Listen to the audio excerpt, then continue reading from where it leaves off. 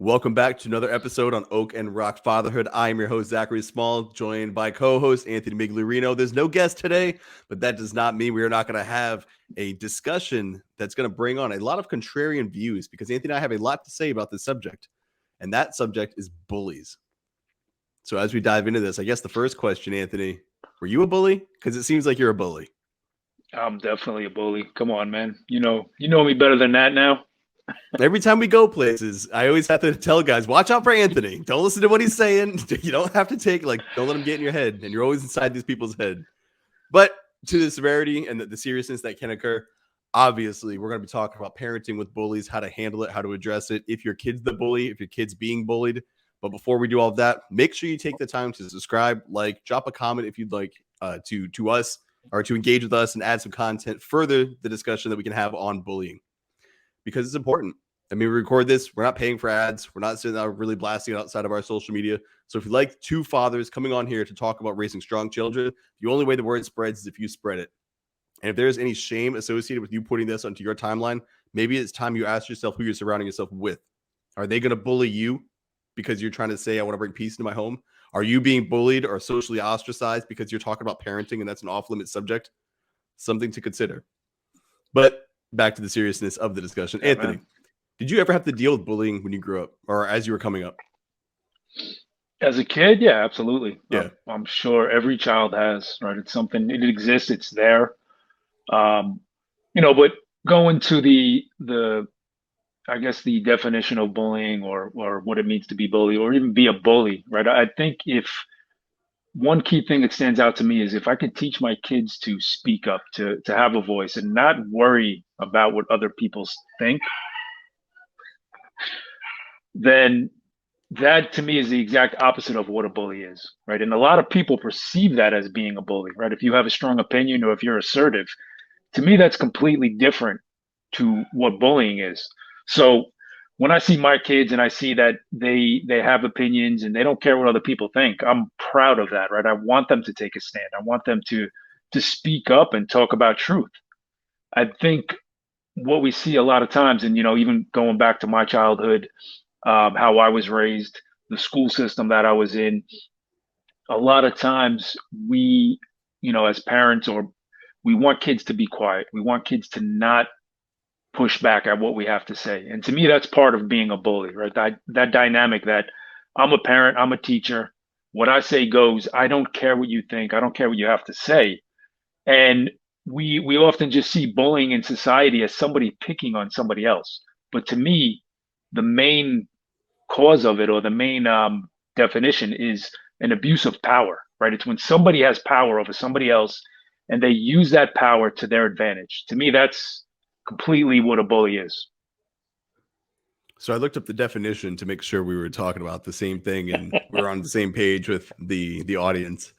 So bully, the noun, a person who habitually seeks to harm or intimidate those whom they perceive as vulnerable. I think that's a key element to this. The people they Yeah. perceive as vulnerable, which is something you immediately address with how you talk to your kids on dealing with this or ensuring they're not selected as someone vulnerable. But the verb, seeking to harm, intimidate, or coerce someone perceived as vulnerable. In both definitions, the victim is almost preventably a victim. And it's that they do go after those who are perceived as vulnerable. Now, I never dealt with a bully.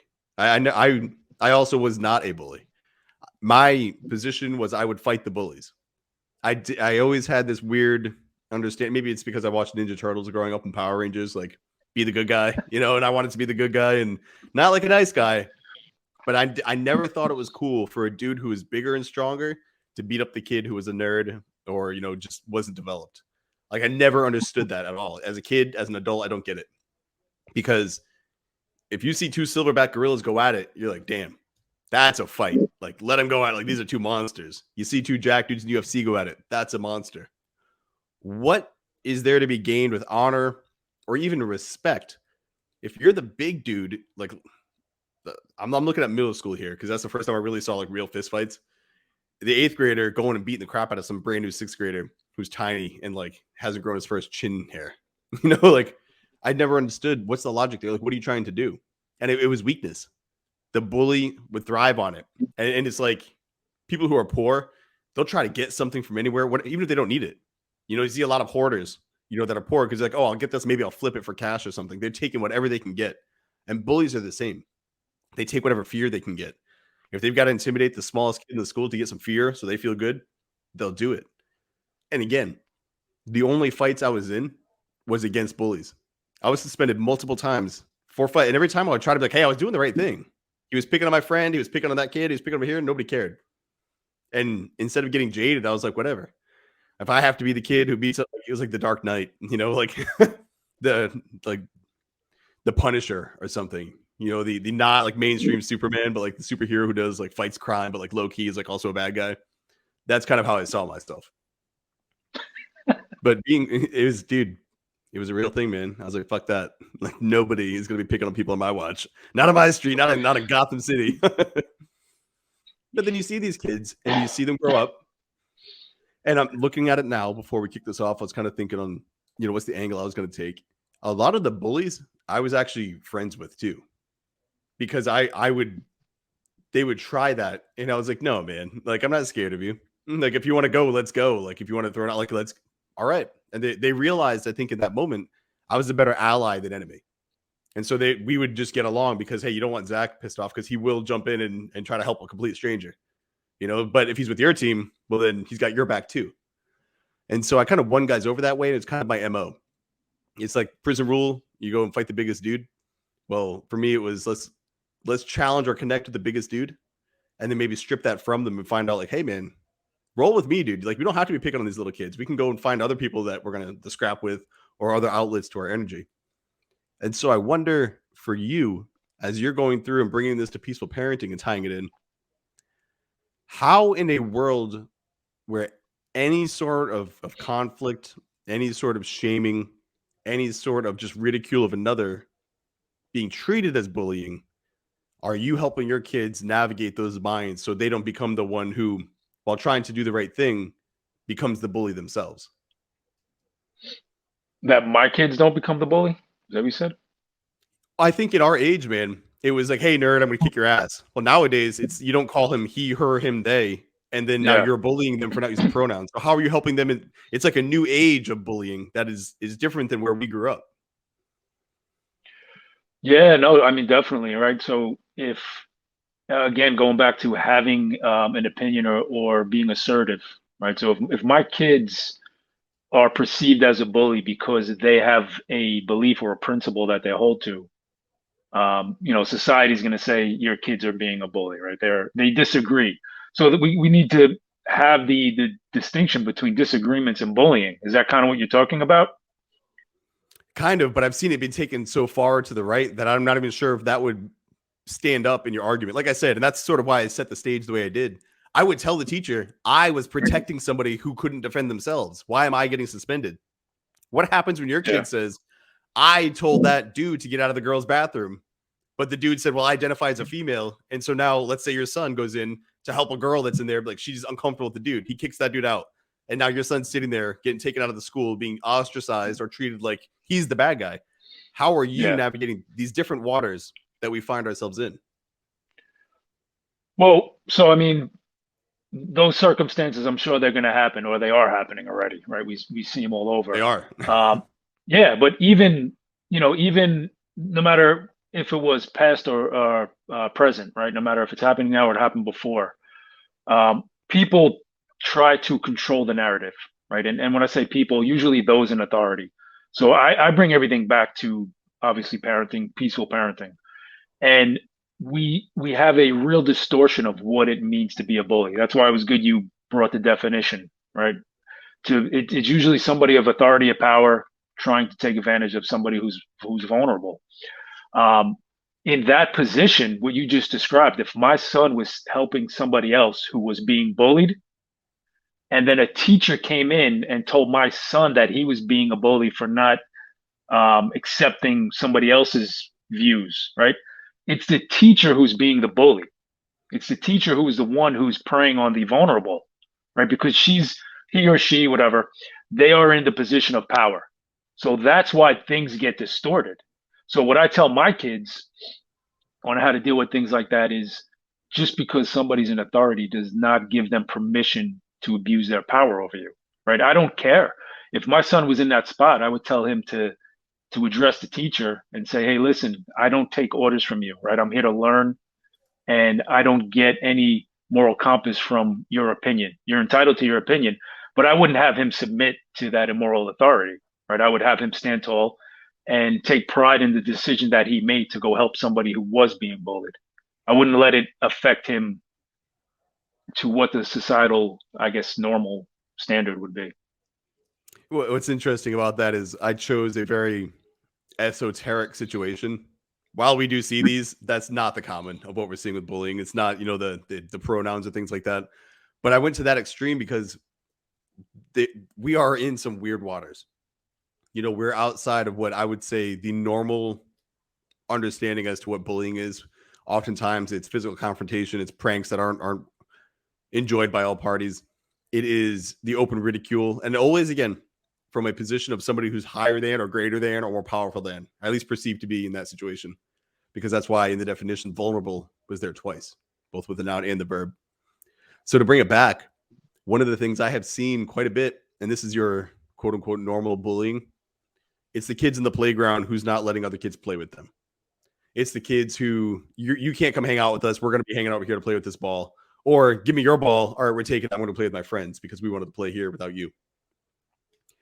I have never had my kids fall into situations where they weren't liked or they were being bullied. The only and again, this is my situation. I'm sure many parents have.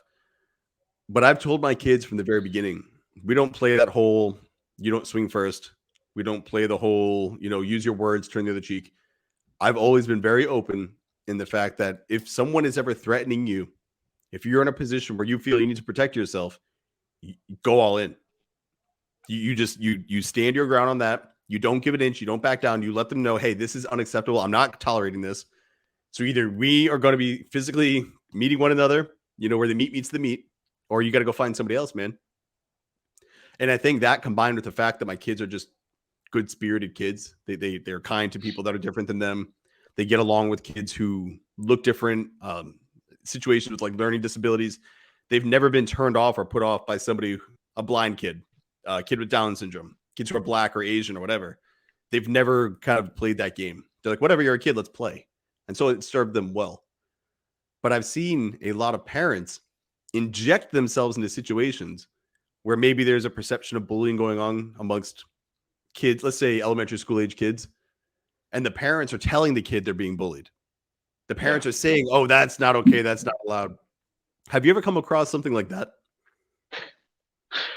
Yeah, listen, I would say if what you described before, right? If there are kids at a playground and they're like, we don't want you to play with us. So what? That's not bullying, right? It's almost having a preference. We don't like you. Good. Okay. I'm going to go find somebody who likes me, who wants to play with me.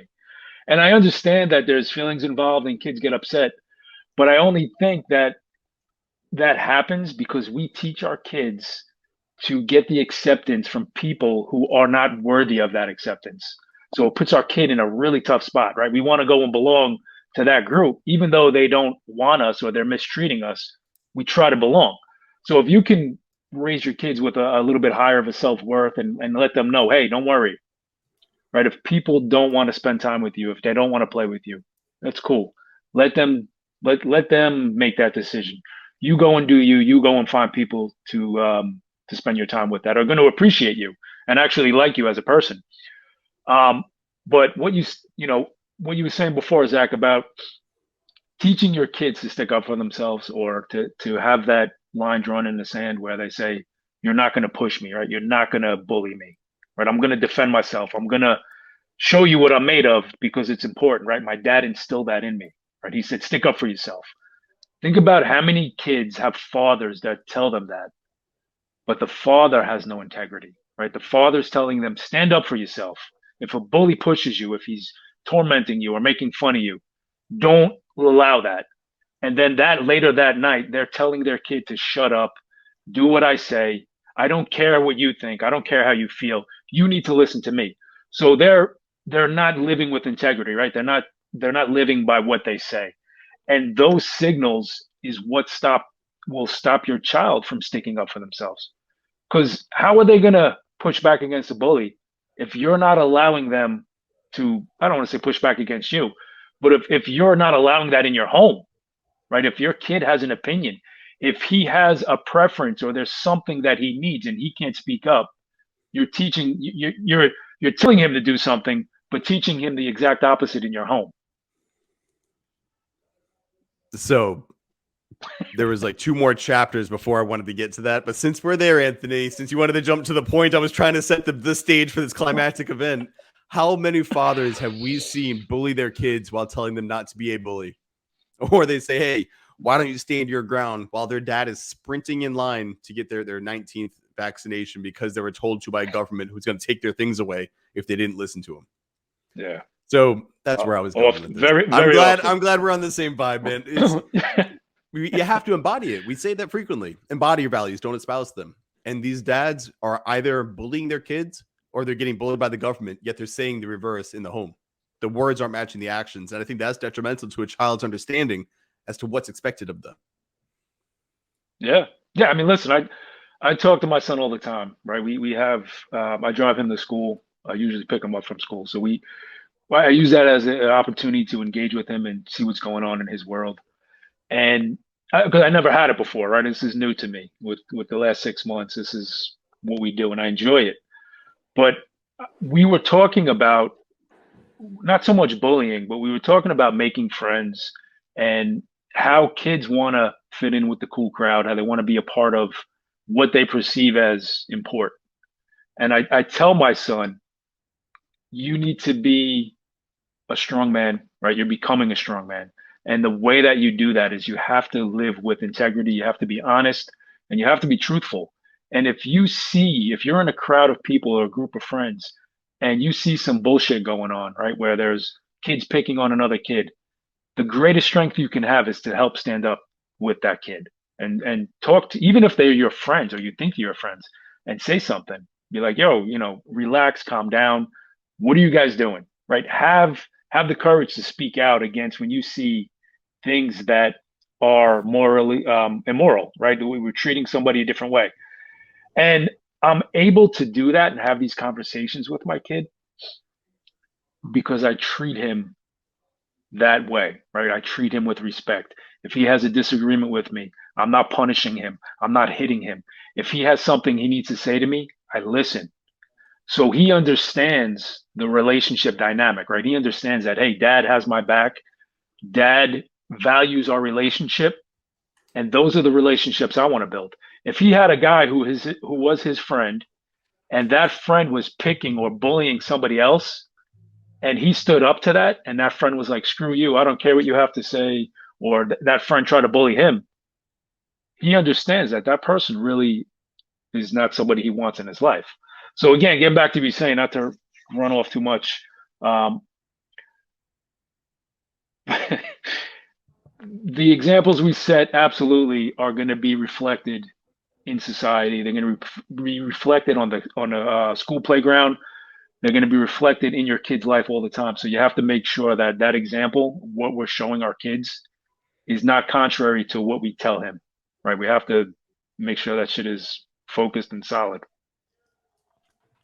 I think so now, since we jumped to a pretty main point of this discussion, being the example yourself, living it out and your own values that you're saying your kid should have, you've got to embody them.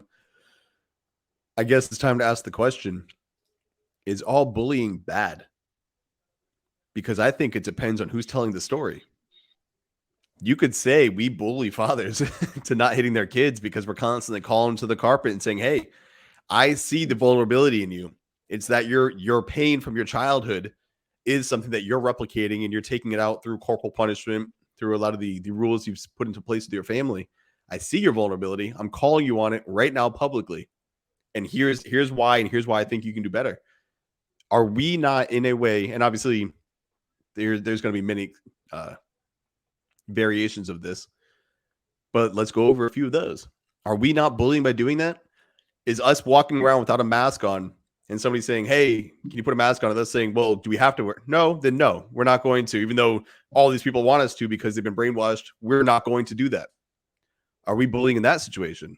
because we're now pushing back and saying, hey, I'm not forcing myself on you, but I'm also not running from you. That could be perceived as us, oh, these tough guys pushing themselves in, saying they don't need to wear a mask.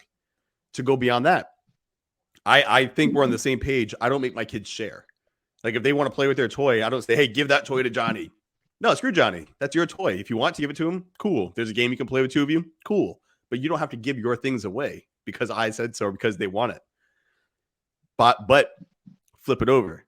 Johnny's parents are watching their kid and they're like, well, this kid has these toys and he's not just giving them to our kid. He's not being fair. He's being a bully. And while we know that we're standing true to our values, the perception could be that we're bullying.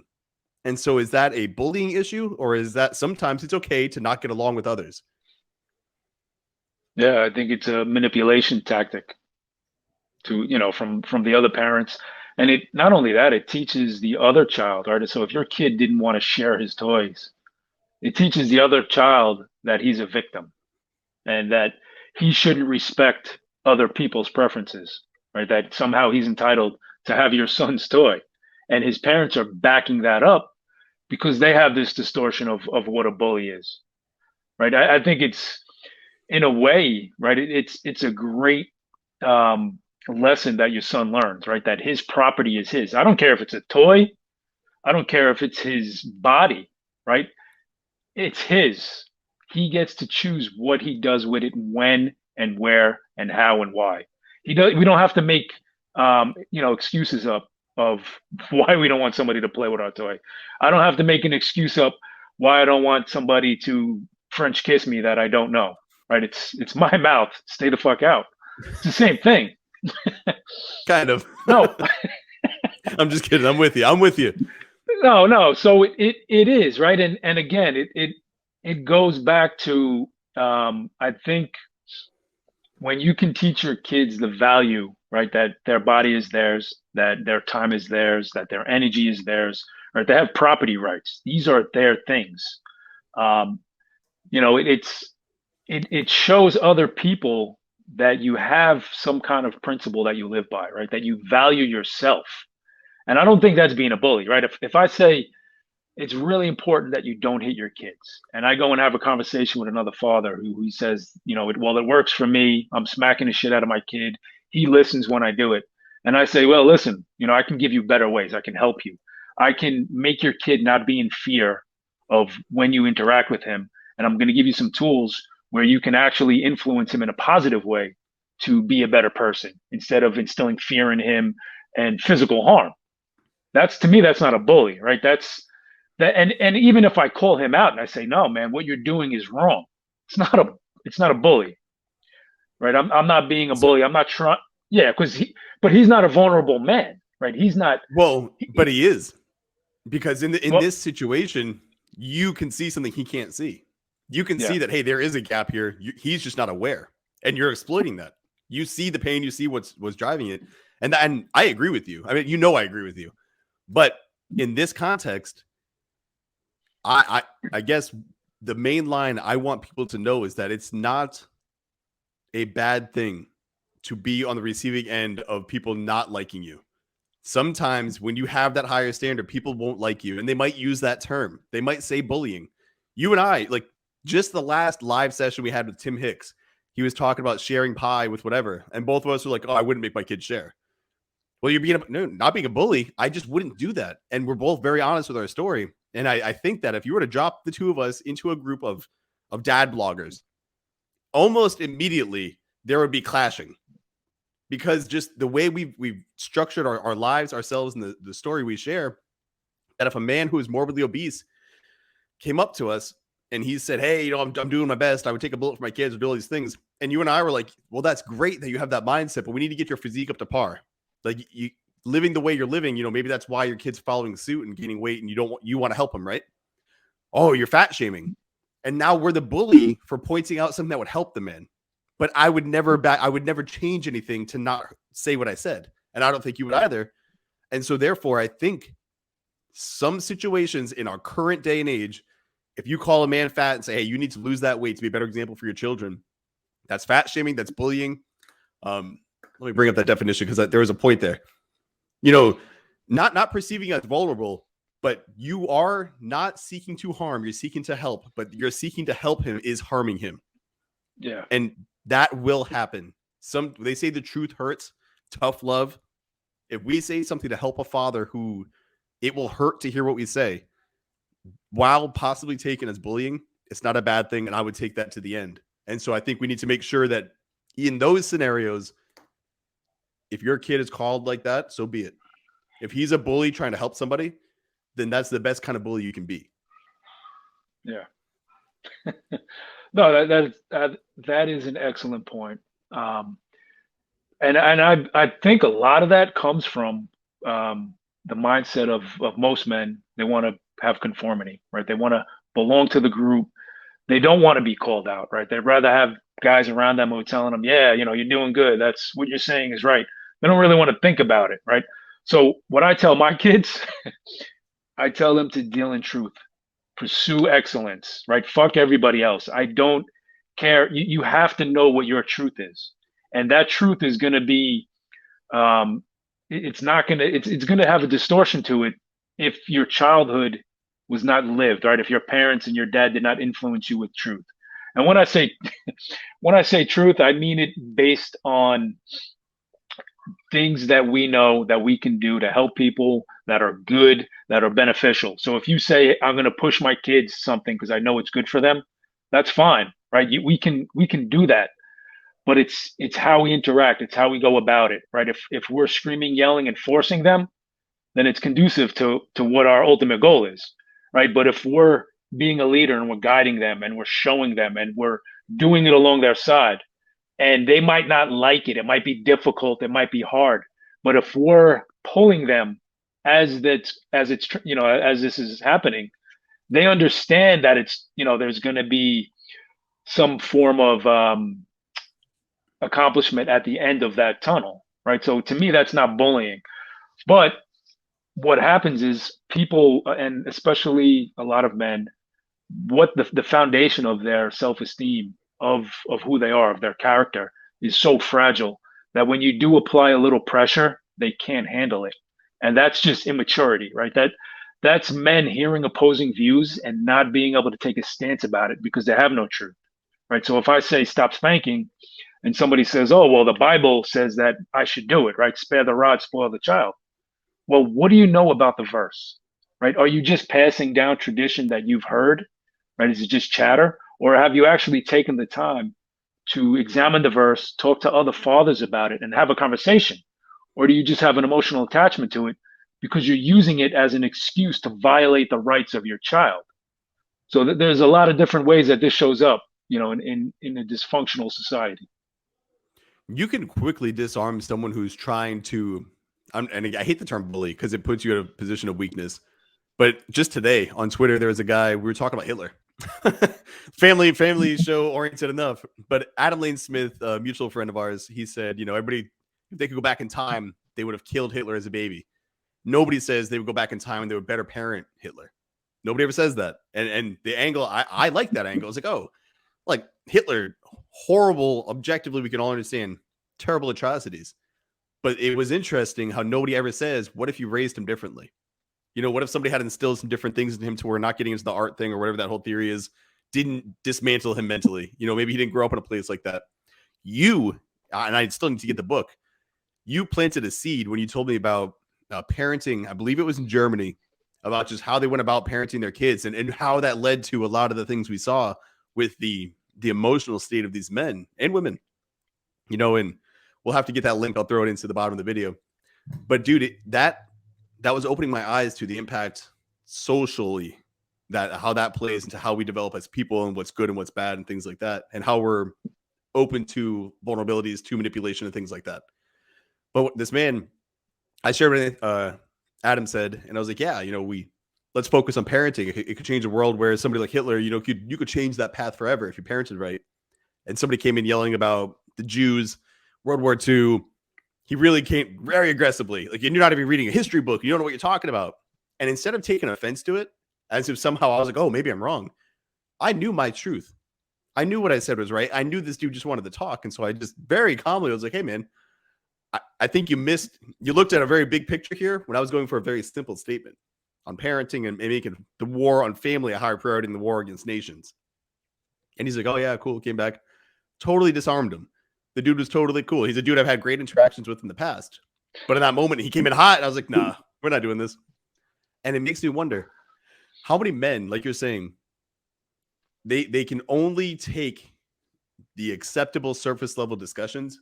And when you go and push that little bit of pressure and you do ask about your parenting, ask about their finances, ask about their mission, their vision for life, their relationship, whatever, they immediately come back ready to stab you in the neck. This totally calm person, because they can't take any form of having to explain themselves because they don't know.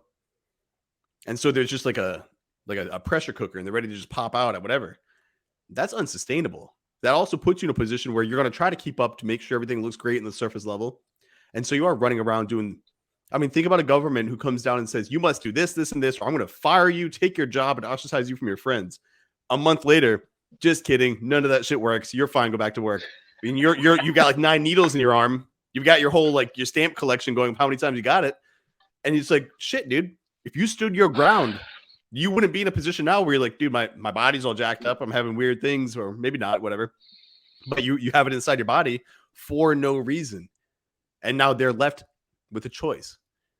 They can say, this is good. I'm doubling down. I'll never admit I'm wrong. Or they can say, damn, I was taken advantage of. Somebody saw that and exploited my vulnerability, of my fear of conflict, my fear of confrontation. They're the people who are really being bullied. Yet, like I said, they're also the most angry because they've been holding that shit in probably from their whole life. Turn the other cheek, walk away, use your words, grab your fucking nuts and just go forward. And if somebody's going to argue with you, argue and teach your children. Stand your ground, embody your truth. I think that's an incredibly important message, especially in the topic of bullying, which a lot of things are called bullying that aren't bullying, but some people are bullies. And you will have to deal with that, and that's okay. As adults, you have to deal with it. As kids, you have to deal with it. It's just conflict. It's just, standing against somebody who perceives you as either a threat to their status in the hierarchy, or it's an individual who's looking to grow up to be somebody who can assert their power over others just to get what they want for no other reason than wanting to do it. Where are the General Pattons? Where are the George Washingtons of today's age? Where are these men of great honor who are willing to rise up to something greater than themselves? They're not going to be found in the homes where dad's beating the shit out of them and not teaching them lessons and not guiding them through life. They won't be found there. They're going to be found in the homes where they're like, hey, I don't have to bend my knee to the government. I don't have to bend my knee to my mayor. I don't bend my knee to anybody. I stand tall with my father. And this is for your sons and daughters. I know I mentioned men, but women too. You stand there eye to eye. Your father, hey, I'm building you up. My job is not to break my kid down to assert my authority so he knows I'm a powerhouse. My job is to invest all authority into him so he can have his own. And now There's me crushing it, and I've got my kid crushing it. And same thing with your sons and daughters. When you roll, everybody's looking out for everybody. This is no longer just you looking out for the pack because you raised them properly. You raised them to be situationally aware. You raised them to not allow anybody to get into their lives. You raised them to look out and to help others who need it. So now you're a force multiplier because you shared that wealth. You weren't hoarding all the gold like Smog in a castle. And I think that's something more families need more of. Stop being afraid of being a bully for standing up for yourself. And also stop viewing yourself as a victim because somebody else said a bad word to you. Yeah, brother, that was good, man. I don't think I need to say any more. I think you nailed it. That was a good discussion. So this is something we'll be hitting on one of the live sessions. We're going to get a few guys in here. We'll go into it a little more detail, especially with teenagers, in high school and how they deal with it. So we'll be hitting the topic again. But if you have any comments, any questions, you want to drop those in. If you want to discuss how you're dealing with it, or if you need any advice for how we would recommend you handle something that maybe is outside of your comfort zone or area of expertise, drop it. Hit us up. I mean, it's what we're doing. And again, you look at all the dad blogs out there, and these guys are going to offer some very kind words. Sometimes the words aren't needed. Sometimes action's needed. And so that's why you find two bearded dudes who are saying what they want without apology from the chest. That's why you're getting a different message than you'll find in many places. And if you like that, again, the only way this spreads is if you spread it. So thanks for tuning in. This has been another episode of Oak and Rock Fatherhood. Stay well and don't worry about bullying. Don't let that shit get in your head. Go live your life, embody your truth, and you'll have a great life. Stay well.